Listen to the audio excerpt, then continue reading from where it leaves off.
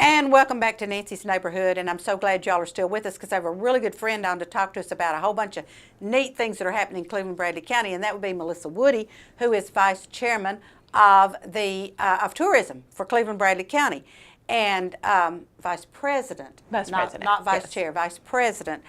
But she's also going to be participating in Spirits, Legends, and Lore on Thursday night at the Communications Building at Lee. So I just wanted her to kind of just give us briefly what that's going to be about, and then we're going to go into why I really invited her on the show. Well, you know, in the past, the event has been called Evening of Mystery and Folklore, and it's been a tour around different spots.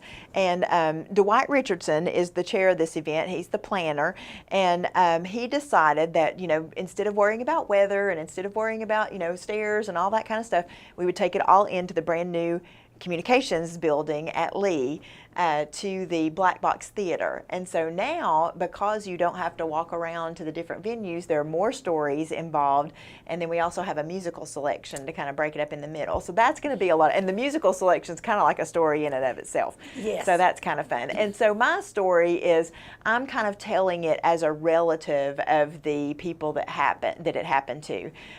It's called A Mother's Quest, and it's kind of a Civil War story, a mother and her son, and so I don't want to give too much away don't give about too much it. away But, because we want people to buy tickets. That's right, that's right. And tickets are on sale at the Chamber of Commerce and Bank of Cleveland, and you can also buy tickets at the door as long as there's seating available. Right. And I already have my tickets. I'm going to the 6 o'clock telling. Oh, good. That's where Yes. That's when my mama's coming, Good, and my sister and my good. husband. I'll see your mama. Yeah. And but I'm going to the 6 o'clock telling because I'm hoping I can run across the street to the Redback Hymnal singing at 7 o'clock. I know. I can't believe the No. Redback Hymnal singing's the same night, because you know, Nancy, that I've been really involved in the Redback know. Hymnal exhibit, and the Redback Hymnal has a huge place in my heart, and we've worked really hard to get that exhibit at the museum center, and I can't believe that's all happening at the same time. But you know, for people who say that there's nothing to do in Cleveland, there's so much to do Absolutely. that you can't do it all. And That's it just, exactly right. that just always blows my mind when people say there's just nothing to do around here, because that's just not true. No, it's not true. And I want to remind you all, before we go into the reason I asked Melissa on the show, the Chamber of Commerce, on their website, clevelandchamber.com, there is a calendar. And if you want to plan an event or if you want to check on an event, go to that calendar and you can find out about that event. And that hopefully will keep us from planning 2 or 3 events on the same night. You do not have to be a chamber member to do that. Right. It's just something they offer to the community. And I stress that to everybody I talk to. Put your event on the calendar. Yes. Because it's something that we need to do. And you can put, you know, when you say you don't have to be a business or a chamber member to do that, you can be the PTO president and put your PTO meetings on Right. there. It's supposed to be a calendar where every community event can kind of be on one calendar. So we ask you to submit your own event, and you go to clevelandchamber.com. There's an icon that says One Community, One Calendar. Makes sense. And so you click that, and all the way down at the bottom, there's a little command that you can click that says submit your own event, and it walks through you, because we want to have one community calendar for everything, so that way everything's kind of in a clearinghouse. But we depend on you, event planners, to be able to do that, and of course we want you, the public, to be able to look at it and see what's going on. Absolutely. And I'll tell you, one year we had Cherry's Jubilee, the Republican dinner, Lincoln Day dinner, and the Junior Miss Pageant, all on the same night in Yes. Cleveland, Bradley County. That was ridiculous, folks. Cherry's Jubilee still did okay. But still, I mean, for a town this size, we ought to be able to spread it out. And speaking of towns this size, the reason I asked Melissa on, I had heard her do a presentation at Main Street. We're not just Cleveland, folks. We're Bradley County, and Charleston is part of Bradley County, and Charleston has a tremendous history. And I Yes. wanted Melissa to come on today and tell us a little bit about that history. Yes, well, and I'm so glad to be here. Thank you for having me, because it is such an important story. And I told Nancy I had on kind of casual clothes today because we toured the 3rd, 4th, and 5th grades at Charleston Elementary this morning. And they started out at the Hiwassee River Heritage Center, which is our heritage center in Charleston. And I gave them a little overview, and then they walked through Charleston to several other places, and we had volunteers stationed at each of those places to talk to them about it as How they neat. went through. It was really a fun morning. It was great. I hope that we are able to host more schools to do that. We are in the process of still developing this project in Charleston, but one of the really difficult things this morning, though, is talking about such a heavy subject with young people. Yeah, it is. I'm not used to talking to little people about the Trail of Tears. It's a very heavy subject. Yes, it is. But it was really neat, and I asked them several questions about it, and they could answer. 3rd, 4th, and 5th grade answered all the questions. Super. One thing that I said to them, and this is kind of how I framed, some of the information, is that we had a separate country here in our area. So whether you're living in Cleveland, Charleston, surrounding areas, this all used to be the Cherokee Nation. It was a different country other than the United States. It was the Cherokee Nation, and it used to cover several states. But as each treaty was signed, the Cherokee Nation kept shrinking and shrinking and shrinking until this was pretty much the epicenter of the Cherokee Nation before the removal to the west. So Red Clay, which is now a state park, was the capital or the council grounds for the Cherokee Nation.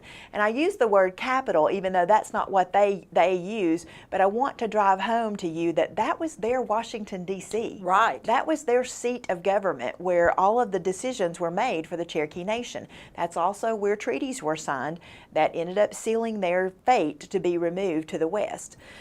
So that's where the capital was. In Charleston, that was a thriving community. It was called Walker's Ferry. There was a ferry that took people, goods, services, horses, wagons across the river to Calhoun, and it was owned by John Walker, who was a prominent Cherokee citizen. And so he was a business owner. A lot of people don't realize that Cherokee people were businessmen. They were just, their socioeconomic structure was just like Americans. There are rich people and there are poor people. There were rich Cherokee and there were poor Cherokee. One of the Cherokee that lived in Charleston's name was Lewis Ross. He was at one time considered to be the richest man in Tennessee. He was a slave owner. He was very well educated. Wow. He was the brother of Principal Chief John Ross. Okay. And so he, people just think of, Cherokees living in small little huts or, Teepees teepees. Yes, Cherokee did not live in teepees. No, they did not. They lived in log homes or farmhouses. And yes, there were some poor Cherokee, that farmers that barely, got by. And then there were some very wealthy Cherokee. And what I was telling the kids this morning is that, Cherokees weren't really concerned with ownership of land. Now the wealthy ones might have caught on to that, yes, but, I think they probably did. For the most part, early culture Cherokee, they believed that the land belonged to the Great Spirit, and that they were here to take care of that land and be good stewards of that land and to farm it and have fruit trees and share their crops. And so that's what their life was like. Very different from American culture, where we want to own things and trade things. And so one thing that I told the kids, I said, how like when your neighbor or when your friend has something really shiny and new, like maybe a shiny new bike or a shiny new iPhone, and you would like to have it, you wish you had it, and they were like, yeah. I said, well, back then the American government knew that there was something really shiny in the Cherokee Nation, and they wanted it. And I said, and what was that? And all those kids said, gold. And I was like, yes, that's right. Very good. good. You guys are so smart. They've done a little studying, evidently, so we'll pat those teachers on the back. Kudos to those teachers, yes, because they were prepared and they answered those questions correctly. So yes, the American government, so many people think that this was just a racial thing.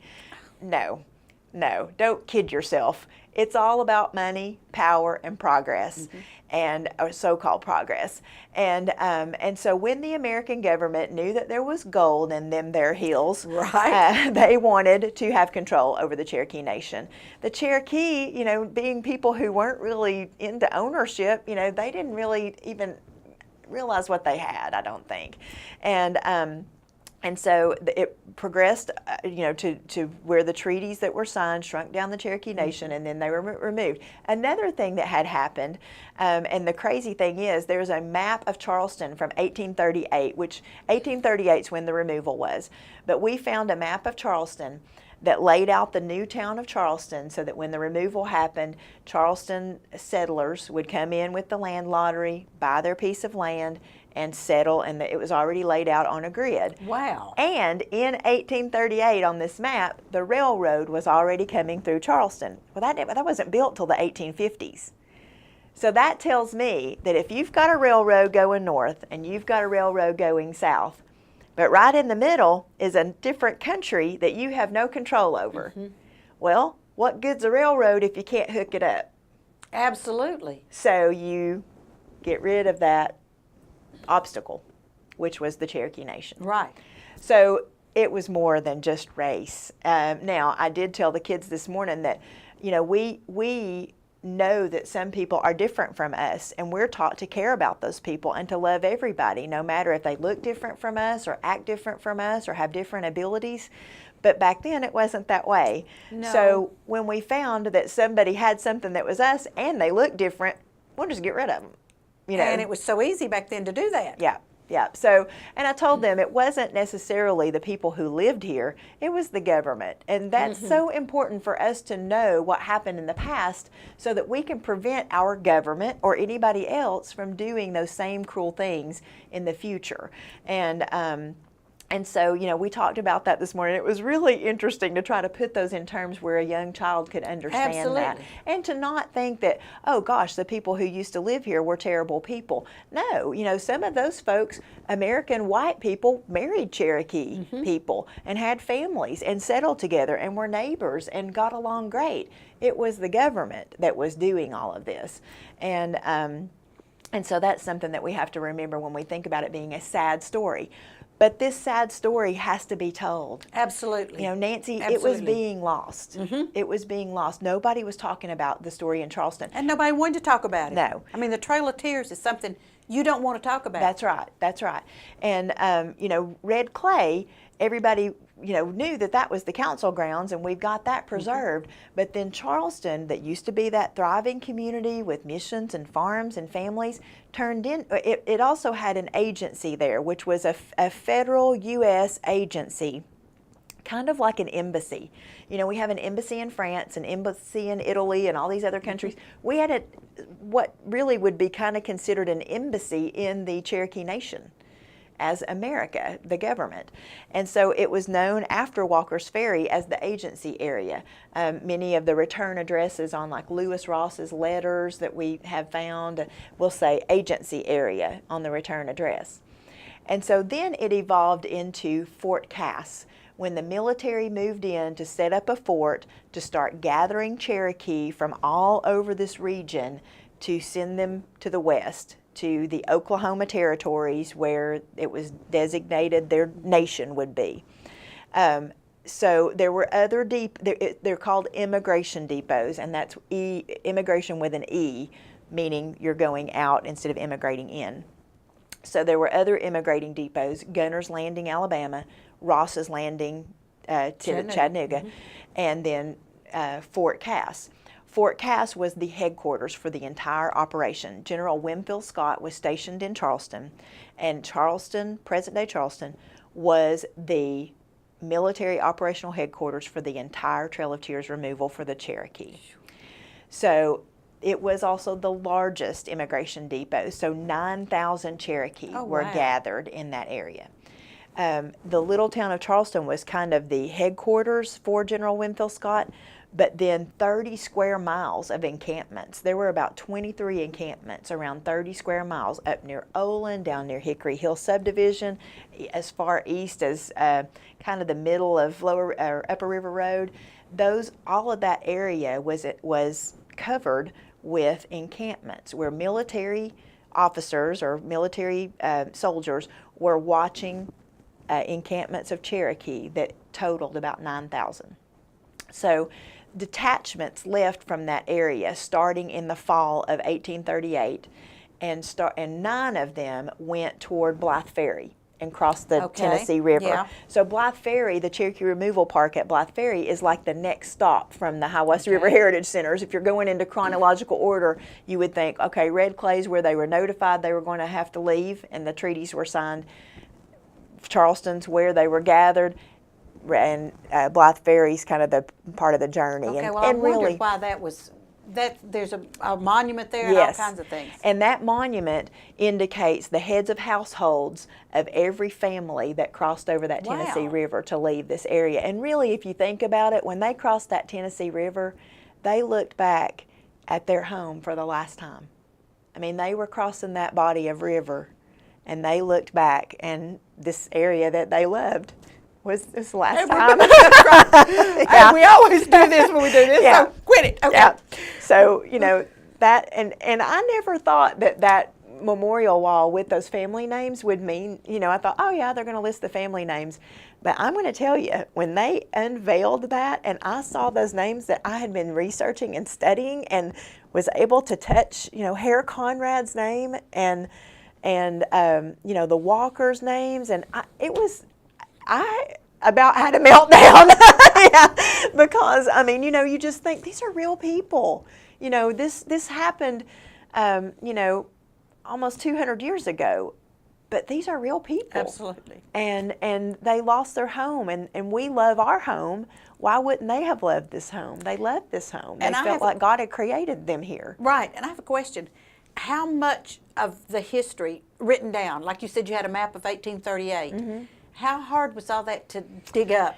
It's pretty hard, and we fortunately have some wonderful people that we work with on Good. it, because I'm not really a researcher. I gather all this information, and it's my job to package it so that people like us can read it, and if you want to know more, you can find out more. But at least we have, you know, brochures that have snippets of information, and at least gives you the idea of what the information, you know, what the correct Right. information is about this area. So people like Shirley Lawrence in Meigs County. Shirley is an amazing researcher. She goes to the original papers of John Ross. She doesn't go to Okay. secondary sources that were written in the mid-60s and things like that, you know, because those are people's interpretations of the Right. facts. She goes to the original papers, the original documents, journals of soldiers, journals of you know, original sources. And so that's where it's really important, is when you can go to the original source and look and see Absolutely. what happened. Absolutely. And so there was one of those detachments that went down toward the Black Fox area, and they ended up at Okay. Ross's Landing. That was a detachment of Cherokee who wanted to move to the west. People don't think about, you know, that there was a faction of people who wanted to move to the west because they felt that their people were assimilating so much to Western culture and trying to fit in and trying to keep their land, that they were losing their culture, and that this was the only way to keep their language, their culture intact, was to get away from the white people and get to a place where they could keep their culture, their Cherokee heritage. And so there was a faction of people that wanted to go, and that was called the Treaty Party. And the leaders of the Treaty Party were executed. They were assassinated when they got out there. Oh my gosh. So it was not a popular Yeah, I party wouldn't think to belong so. to. Holy smokes. And in fact, they were the first ones to leave because they left under military guard because everybody hated them. So they wanted them eliminated. Yeah. So, you know, you don't think about all this. This is better than No. any reality TV you Absolutely, could folks. possibly Absolutely it is. want to watch. I mean, it is so filled with just amazing facts, and the web that is woven through all of this storyline. It's just amazing. And you know, that you know, the folks that thought that they could preserve their culture, well, you know, they kind of are right, because the good news of all this is the Cherokee Nation survives. There is about there's a population of about 250,000 in the Cherokee Nation at the Oklahoma territories, and they're learning the language in their schools. They're preserving their culture. You know, it is alive and well, and that's the good news, that Cherokees weren't wiped out. It wasn't, you know, genocidal Right, right. you know, when all of this happened. So so that's the good news, and it's so important for us to teach this information and to Absolutely. let our children know what happened in our area. And this is a wonderful time of the year to do it, because this is when you think of the Pilgrims and the Indians. Yeah, right. So, I mean, how stereotypical is that, folks? But anyway, Yeah. I mean, but this is a good time to do it at November, and coming up.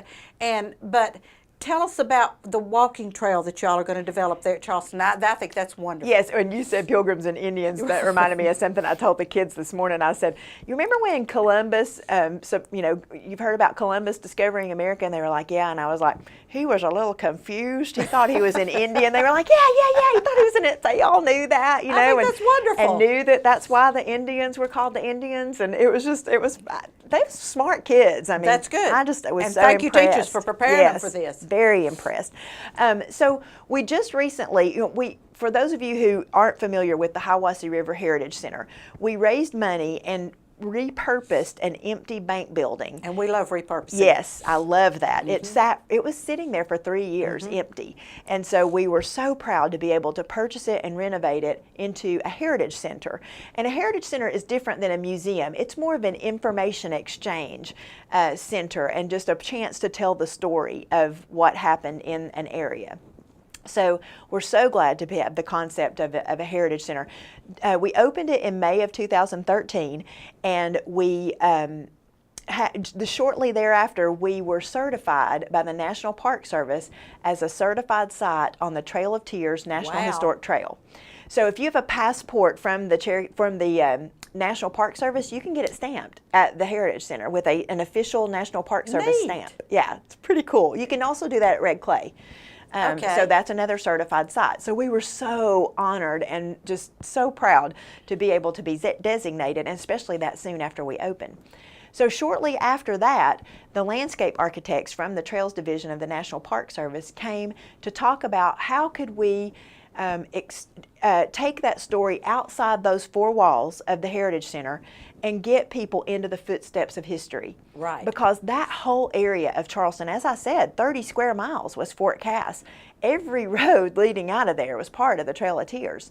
And so, the historic roads, I should say, not Highway 11, because it's very recent. Not but, Highway 11, okay. Relatively recent. But Dry Valley Road, Chatta Valley Road, Upper or Lower River Road, those were part of the original route of the Trail of Tears, and they're still roads that we use today. So we're all I go on home on those. one of them. Yeah.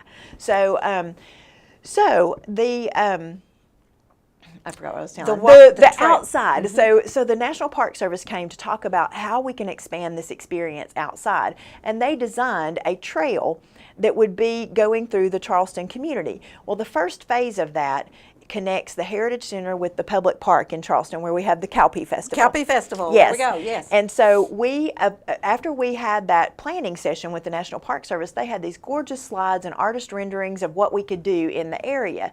And there was that first trail, we're calling it the Voices of the Past, and the whole trail is called National Trail Experience. And so, a National Historic Trail Experience. So that first section has signage with quotes on it. From one side of the trail will have quotes and accounts from Cherokee people, and one side will have quotes and accounts and journal entries from military and white settlers. And I think that's going to be so So fascinating. you've got the two sides of the whole situation there, and then you walk through that, and it kind of sets the stage for either visiting the Heritage Center or visiting the rest of the trail when we get it done. So we took that slideshow. We're supposed to have waited for this great big book, and I'm sorry, I can't wait. I understand. So I just feel like we had this huge momentum going, and so we took the slideshow, and with the help of the Southeast Development District and Darlene Goins and I, the three of us sat down and wrote a grant. And we were awarded $250,000. See, that's awesome. To be able to build this first phase of this trail. So we just broke ground on that recently. We had Cherokee people there. We had young Cherokee people who had ridden their bicycles on the Trail of Tears just this past June. Oh yeah, they I read were about bicycle them. alumni. Yes. And so they were there, and we had the tribal councilman, who's the at-large councilman for the Cherokee Nation, was there. The Chief Justice of the Cherokee Nation Supreme Court was there. It was amazing. It was just kind of surreal. It was so moving. You talk about crying. I was like down. I don't know. And in downtown Whew, Charleston, yes, Tennessee. in Charleston, Tennessee. It was just amazing. And so we broke the ground on that. Well, just like a month before that, we also broke ground on expansion of the Heritage Center. Right. We're adding an exhibit hall so that we do have some artifacts, mainly things that we're going to borrow from UT, because the UT McClung Center, they have got a ton of Yes, stuff they do. from Charleston that was the archaeology digs and stuff that were in Charleston had recovered a lot of artifacts and information from Charleston. So we've got a really good relationship with them. We're going to strengthen that and borrow some things from them. The Center for Historic Preservation at MTSU is going to help us with this design of the exhibit hall, so we're super excited about that. Then we're also adding a classroom that will seat 50 people in the classroom. Oh, neat. So that we can, those kids that were there, they could have come in the classroom, sat down, maybe we watch a video, that it'll be so good to be able to have that space. That is so super. So, if you're doing any math there, Nancy, we had 2 groundbreakings in about a month, so that means we're going to be building both of these projects at the same time. And I think that's awesome. Whew. And that's in downtown Charleston, Tennessee, folks. And that's what I was saying. When you think of Bradley County, you think of Cleveland. But now we have other places in Bradley County, and Charleston's one of those. Yes, and we've also been working with Red Clay. The Tennessee State Historian came and helped us with some updating at Red Clay. The panels there had not been updated in like 30 plus years since the park opened.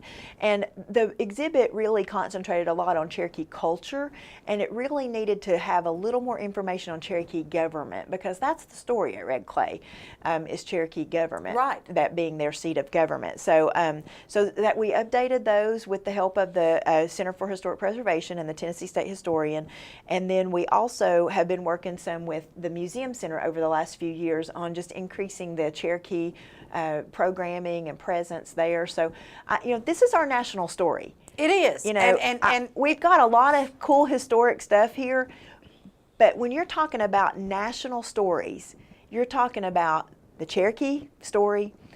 Redback Hymnal is a national story. Is. I mean, I need to everybody get Melissa loves on that. again to talk about the Redback Hymnal. Yeah. One cute thing, it's not really cute, but it's actually a passport.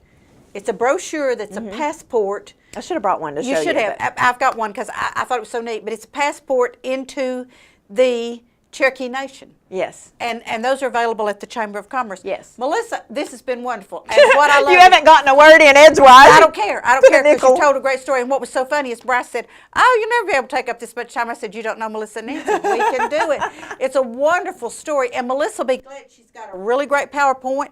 And if you just call her at the Chamber, 472-6587, and talk to her, she'll be glad to come make presentations to you about this, because it's awesome. And you can see that this is near and dear to my heart. Yeah. And this is something I told the kids this morning. I don't know if I have any Cherokee in me. I know my husband is part Cherokee, but this should interest anyone who's a human being. That's right. You don't have to have Cherokee blood in you to think that this is an important story. We're Americans. We're human beings. That's right. And this is something that happened to human beings. Right here Yes. in Bradley County. Melissa, thank you so Thanks, much. Nancy. Folks, thanks for being with us today, and I'll be back with you live from the bandstand at the block party Monday. So, bye-bye.